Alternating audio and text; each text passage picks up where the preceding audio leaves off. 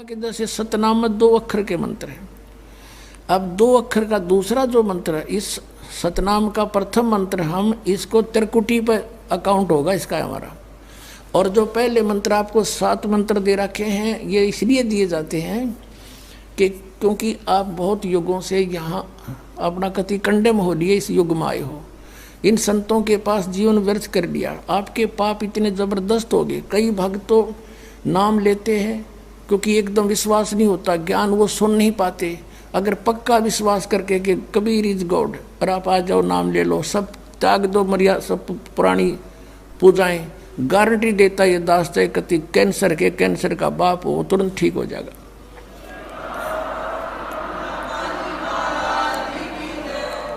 हम मार इसलिए खवा दी काल ने कि ये हमारे विश्वास ना होने देता कबीर इज गॉड, और जब तक ये नहीं होगा इतना मालिक सारा पूरा दे नहीं सकता। कह कबीर सुनो भी साधो, मैं तो हूँ विश्वास में। जब तुमने ये विश्वास हो गया कबीर इज गॉड, फिर देखना, या मैं 1000 प्रमाण दिखा सकता हूँ आपको, पुण्यात्मा हो जो परमात्मा की शरण में लगे हैं सच्चे, उससे उनके ऊपर कर्म की फिर मार आई है और ऐसे जीवित कर दिए। डॉक्टरों ने जवाब दे दिया था कि अब इसका कहीं इलाज नहीं, बेसिक ले जाओ, नाम ले रखा था उन्होंने, और वो अपने आप फिर स्वस्थ हो गए। भगवान किसे कहते, इसको कबीर गॉड कहते हैं। तो ये प्रथम मंत्र में आपको अब ये 7 मंत्र बना के दिए जाते हैं। पहले 5 मंत्र देते थे नानक साहिब जी और परमेश्वर कबीर साहिब जी।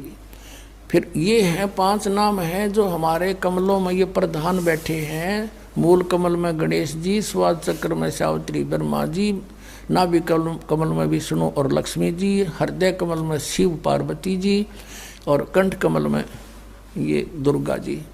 तो ये 7 नाम इसलिए देते हैं हम कि मान लीजिए उपदेश ले लिया और ये प्रथम मंत्र एक बार मेरे मुख से भी सुन लिया मालिक की स्तुति जैसे हम देते हैं, और फिर उसकी उस सुनने के बाद साथ साथ बोल लिया और फिर भी मृत्यु हो जाती है, तब मनुष्य जीवन गारंटीड है उस व्यक्ति को, ये गारंटी देता है। और यदि उसने जाप कर लिया कुछ दिन और विश्वास ठीक रहा तो वो स्वस्थ भी होगा और इसकी इसी जीवन में आयु बढ़ती चली जाएगी, परमात्मा बढ़ाता चला जाएगा जब तक उसका मोक्ष नहीं होगा, इस जन्म में पार कर देगा आपको।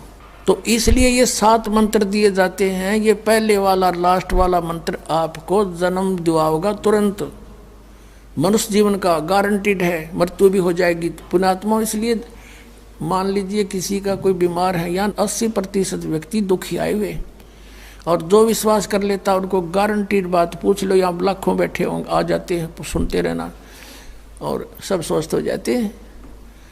तो ये वो परमात्मा है। तो इसलिए प्रथम मंत्र जो आपको दिए जाते हैं, इनमें ये 2 मंत्र अब कंपलसरी थे, पहले नहीं थे ये। तो इसलिए परमात्मा ने कंप्लीट कोर्स बना करके गरीबदास जी के माध्यम से हमारे तक पहुँचाया है। और जैसे आप जी किसी का कर, जैसे विदेश गए हो, स्वदेश आना है, वहाँ आपने कोई कारोबार शुरू कर रखा है, कोई फैक्ट्री वगैरह लगा रखी है, और आपका ठीक से काम चला नहीं, आपका बिजली का कनेक्शन कट गया, टेलीफोन कनेक्शन कट गया, पानी का कनेक्शन कट गया, गैस कनेक्शन कट गया, पैसे बने नहीं, तो आप कंडम हो गए। और वहाँ कोई ऐसा प्रभावशाली व्यक्ति आपको मिल जावे, सरकार को गारंटर बने कि भाई तुम इनका चालू करो कनेक्शन, मैं गारंटर बनता हूँ, और फिर उसको कहेगा भी जो पैसे तो देगा यही तेरे कर्जा उतारेगा, नहीं तो फिर काट दियो ना, वो देते की बात है। तो ऐसे ये दास आपका गारंटर बनता है और आपके सब कनेक्शन चालू करवाता है, लेकिन इनकी मजदूरी करके ये देने पड़ेंगे, तुमने कर्जा आप उतारना पड़ेगा। और परमात्मा जो है कुछ अपने कोटे से भी आपको पैसे देता, क्योंकि आप चला ही नहीं सकते अपनी फैक्ट्री को बगैर थोड़ा बहुत, और सारा ना मिल रहा कहीं से, तो वो बगैर आपके वैसे सब्सिडी समझ लो ऐसे देता है।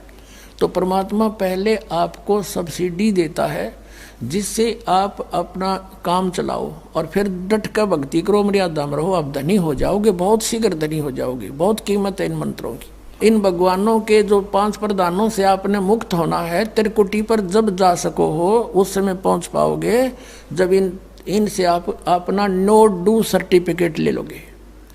अब ये मंत्र जो 2 मंत्र फर्स्ट और लास्ट है इन 7 मंत्रों में, इसके साथ मिलने से ये मंत्र जो प्रथम जाप आप करते हो, इनका ऋण मुक्त हो जाने के बाद भी कुछ आपकी कमाई यदि बच गई तो इन 2 मंत्रों के प्रभाव से ये कन्वर्ट हो जाएगी आपकी सतलोक चालन वालिया में, इनमें से बच भी गई तय। और फिर जब आप यहाँ से प्रस्थान करोगे तो आपका अकाउंट, अब ये कहते हैं राधा स्वामी धन धन सतगुरु वाले, ये जय गुरुदेव वाले कहते हैं, हमारे गुरुजी तो कहते हैं हम तो सीधे त्रिकुटी से चलते हैं। यहाँ बताते हैं त्रिकुटी यहाँ नहीं है, त्रिकुटी इसके पीछे बैक में है, यहाँ पर जो नीचे से सारा ये तंत्र साथ मिला हुआ आता है, यहाँ है पीछे। ये कहते हैं हमने ना तो वेदों की आवश्यकता, ना किताबों किसी और, ना हम गीता को मानते, ये भी तो किसी ने लिखी है। और हम तो सीधे त्रिकुटी से प्रारंभ करते हैं अपना रास्ता, त्रिकुटी से, उसका किसी ने नहीं पता। ये सारे ऋषि महर्षि त्रिकुटी माथा मारा करते और उन्हें खक नहीं पाया आज तक। त्रिकुटी से तो बहुत आगे जाना हमने, और त्रिकुटी पर जाना कोई बालकों का खेल है, कोई बरवाले का बस स्टैंड है, चाहे पैदल पहुंच जाओ चाहे रिक्शा में बैठ कर पहुंच जाओ। त्रिकुटी इज द इंटरनेशनल एयरपोर्ट, त्रिकुटी अंतर्राष्ट्रीय हवाई अड्डा जानो। और वहाँ वही व्यक्ति जाता सैर सपट्टे, तो कोई धक्के खाए जाओड़ा क्या फ़ायदा होगा, उसने देख भी और आ जाओ उल्टा, क्या फ़ायदा उसका। वहाँ पर केवल वही व्यक्ति जाता है जो पहले टारगेट बना चुका होता है, और उस जिस देश में जाना है उसका पासपोर्ट और यहाँ की सरकार से नो ड्यू सर्टिफिकेट, और तब वो उस इंटरनेशनल एयरपोर्ट पर जाकर कुछ लाभ उठा सकता है। तो वहाँ से फिर आगे कैसे जाएंगे, उस त्रिकुटी पर पहुँचने के लिए तो सारा झंझट है, उस पर जाएं पता फिर आप पे काम बन गया। तो त्रिकुटी पर जाने से पहले हमने इन भगवानों से नो ड्यू सर्टिफिकेट लेने पड़ेंगे। और आपकी ये ऐसी भक्ति है, इसे ऑटोमेटिक, ये देवता है, ये कोई किसी के साथ भेदभाव नहीं करते, आपकी कमाई एग्जैक्ट लिखी पाएगी कंप्यूटर की तरह, और जो आपका ड्यू शेष होगा आपको थमा दिया जाएगा। हृदय कमल में जीव रहता है, और इसके यहाँ से फिर ये सबसे पहले इसका रास्ता है त्रिकुटी बजाने का, सबसे पहले मूल कमल में जाना पड़ेगा। मूल कमल से फिर सीधा रास्ता बनता है त्रिकुटी तक जाने का। उससे पहले गणेश जी के लोक में से गुजरना पड़ेगा, उसका एक जैसे बैरियर होते हैं प्रत्येक बॉर्डर पे, यहाँ ऐसे बैरियर हैं। वहाँ जब आप जाओगे आपके सामने आपके मस्तिष्क पर जैसे लॉकेट होता है ऐसा लगा पाएगा, और तुरंत आपको कहा जाएगा चलो आप जाओ, आपकी ये पूंजी, और वो आपके उस मस्तिष्क में ऐसे लॉकेट पे वो नो ड्यू सर्टिफिकेट छपता चला जाएगा। फिर आगे चलोगे आप, आगे आप पहुँचोगे जब विष्णु जी के लोक में, वहाँ भी आपको ऑटोमेटिक मिलेगा, कोई बाधा नहीं मिलेगी, क्योंकि वहाँ तो चोरों को पकड़ा जाता है, सा को थोड़ा, वो देवता भी तो हैं, वो किसी के साथ जरा सी भी गड़बड़ नहीं करते। फिर ऐसे शिव के लोक में से शिव इस कमल में, हृदय कमल से फिर त्रिकुटी कंठ कमल में आएंगे, फिर हम त्रिकुटी पर पहुंचेंगे। अब त्रिकुटी पर जाने के बाद इस सतनाम के जो प्रथम मंत्र का अकाउंट वहाँ देंगे हम, लेकिन वहाँ पर यह काल बकवाद करवा देता है। यहाँ का जो जितने देव हैं ये अपने सतर पर कोई गलती नहीं करते, ये करवाता है। ऐसे ये त्रिकुटी पर जाकर चाल चाल है, यहाँ तक नहीं बोलता ये। अब वहाँ ये कोशिश करता है कि इसको यहाँ उलझा दूँ, उससे पहले बहुत सी ऐसी बहुत से वहाँ पर त्रिकुटी तो एक बहुत बड़ा सांग है, बहुत बड़ा प्लेटफार्म है, और वहाँ पर कहीं पर डांस हो रहे हैं, कहीं पर दुकानें लगी हैं, औरतें खड़ी हैं नाच रही हैं, कोई अर्धनग्न शरीर में खड़ी हैं, और बहुत से वैसे सुंदर सुंदर खड़े हाथी सजे हुए। तो ये जीव वहाँ जाकर बिचल जाता है। सब ये नकली गुरु भी वहीं खड़े हैं, नकली गुरुओं का रूप बनाकर तो काल आता है, और अपने असली गुरु का रूप बनाकर परमात्मा आते। इस दास के रूप में आपको त्रिकुटी पर उपलब्ध होंगे परमात्मा। तो वहाँ क्या होगा कि कई बार ये काल भी परमात्मा यानी असली गुरु का रूप बनाकर खड़ा हो जाता है। तो सबसे पहले आप क्या करोगे, प्रणाम जब करोगे गुरुदेव को, ये स्वभाव तो आपका यहाँ बना ही दिया जाता है, गुरु जी दिखे दंडवत करोगे। दंडवत करते समय एक सतनाम का सुमरण अवश्य करना होता है। 1 सेकंड, ये 10 सेकंड मुश्किल से लगती है, श्वास उस श्वास का सिमरण करें प्रणाम करते समय। और उठ कर जब देखोगे, यदि परमात्मा होंगे तो एज इट इज पाओगे, और जय काल होगा दास के रूप में तो उसका स्वरूप बदला पाओगा, ऊपर का कपड़ा हटा पाओगा, उसका असली सूरत मिल जाएगी, तो आप वहाँ से बच जाओगे। अब फिर क्या होगा कि फिर तुम जैसे यहाँ आप देखते हो गुरु जी आगे सारे पीछे पीछे हो लेते हो, तो वहाँ जब मृत्यु होगी आपको सपना सा दिखेगा। जैसे आप किसी ऑफिस में गए हो किसी कामवश, और वहाँ आपका काम फटाफट होता जा रहा है, नहीं होता है तो आप दुखी हो रहे हो, बार बार बैठ कर रो रहे हो, तो ऐसे ही चलेगा वो। तो वहाँ जाते ही जब आपको गुरुजी दिखेंगे, आप एकदम इसी स्वभाव से, जो आपकी यहाँ रिहर्सल हो रही है, आपके अंदर जो आस्था कसक पैदा हो रही है, ये वहाँ काम आवेगी आपके। तो ये सब रिहर्सल यहाँ कराई जा रही है कि गुरु को परमात्मा जानकर ये सब क्रियाएं करो, तो वहाँ ये आपके काम आएंगी, वहाँ अपने यूज होंगी ये सारी फार्मूले। तो जब आपको ये पक्का हो गया कि ये है गुरुजी, फिर आपको लेकर के धर्मराज के दरबार में परमात्मा जाएंगे इस दास के रूप में, और धर्मराज से कहेंगे जी इसका हिसाब कर दो, भगवान का आदेश है, आप लो अपना ये एक इसकी कमाई जो तुम्हारे सतर की वो प्राप्त करो।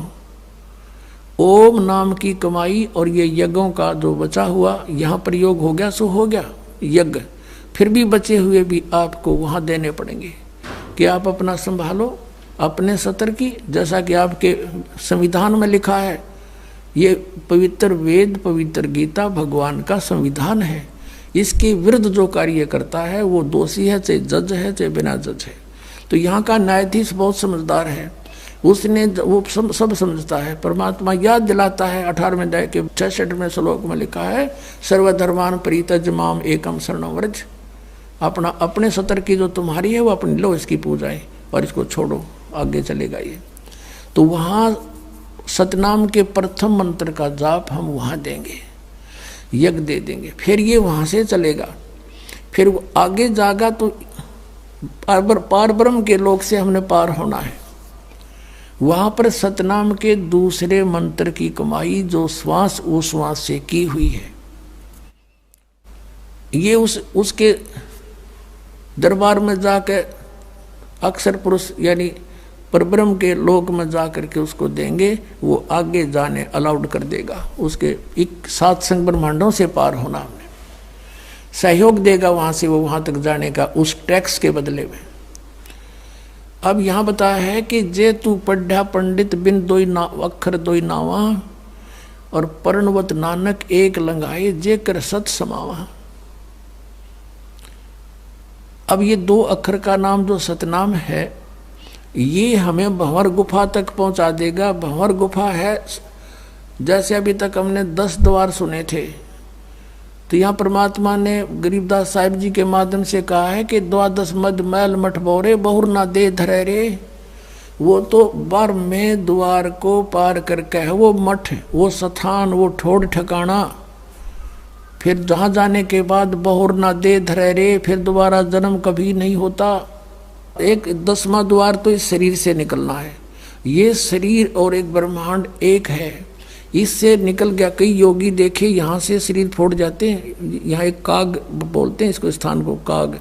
छोटे से बच्चे को आप देखोगे नर्म नर्म स्थान होता है, वो कई बार नीचे हो जाता है तो उसको एक देसी इलाज से ऊपर उठाते हैं हाथ से, तो इसको फोड़ के वो बाहर निकल जाते हैं। वो कहते हैं जिसकी मृत्यु यहाँ से हुई हो ना, उस योगी को कहा करते इसने ब्रह्मांड फोड़ दिया। ब्रह्मांड फोड़ दिया कि अकेला तोड़ दिया। ब्रह्मांड के बीच में, प्रत्येक ब्रह्मांड के बीच में वैक्यूम प्लेस है, खाली स्थान बहुत लंबा चौड़ा। ये फिर वहाँ धक्के खाएं जाओ, उसका वहाँ के चक्कर काटें जाओ, ठंडी ठंडी इसमें लगती रहे, और वहाँ इसकी कमाई पूरी हो जाएगी, फिर वापस नरक में। और फिर 21 ब्रह्मांड का भी एक ग्रुप है, चारों तरफ से एक अंड आकार है, और 21वें ब्रह्मांड का कनेक्शन जो है उसके चारों तरफ भी फिर खाली स्थान है, और वहाँ से सीधा एक 11वां द्वार है। वो अक्षर पुरुष के लोक में प्रवेश होता है 7 संग ब्रह्मांडों का। वो 7 संग ब्रह्मांड भी चारों तरफ से एक तरफ बंद हुए हैं, पैक हैं, और बीच में अलग अलग डिवाइड हैं, वो अलग हैं। तो जब 11वें द्वार को पार करेंगे तो उसमें प्रवेश कर जाएंगे अक्षर पुरुष के लोक में। और 12वां द्वार जब है अक्षर पुरुष का, जो 12वां द्वार है अक्षर पुरुष के लोक से सतलोक में जाने के लिए पहले बीच में एक और स्थान है जो गुफा टाइप है, और उसको ऐसे गोल आकार है, वो ऐसे ऐसे जाएगा ऊपर को। तो वहाँ जब हम 12वें द्वार पर खड़े हो जाते हैं, इसका जो अक्षर पुरुष का चारों तरफ से जो बंद है उसके पारदर्शक है वो, वहाँ से सतलोक दिखाई देता उस आत्मा को जिसके पास सार नाम की कमाई है। अन्य को नहीं दिखता, अक्षर पुरुष के लोग व्यक्तियों को नहीं दिखता, वहाँ के प्राणियों को नहीं दिखता, तो वहाँ से फिर वो दिखाई देता है। अब जैसे नानक साहब ने कहा है कि एक छुड़ावे एक लखावे, यूँ तो छुड़ाओगा कालते सतनाम का पहला मंत्र ओम, और वो जो दूसरा मंत्र है वो लखावेगा, वहाँ जाकर एंड पे बैठा देगा, और वहाँ से आपको सतलोक दिखाई देगा। पार नहीं हो सकते, सार नाम है जिसके पास, तो फिर वो आगे उस भंवर गुफा से पार करके और फिर आपको 12वां द्वार पार करके तब परमात्मा का वो मठ है, वो स्थान है, सतलोक है, जहाँ जाने के बाद साधक फिर लौट के कभी संसार में नहीं आते। तो इस प्रकार ये अर्थ तो ये था 18वें अध्याय के 66वें श्लोक का। ये बालक के जाने, संस्कृत के जानने वाले विद्वान पाक रहे थे, इनको कख नहीं पता था, अनृत कर डाला इस अनमोल सदग्रंथों का।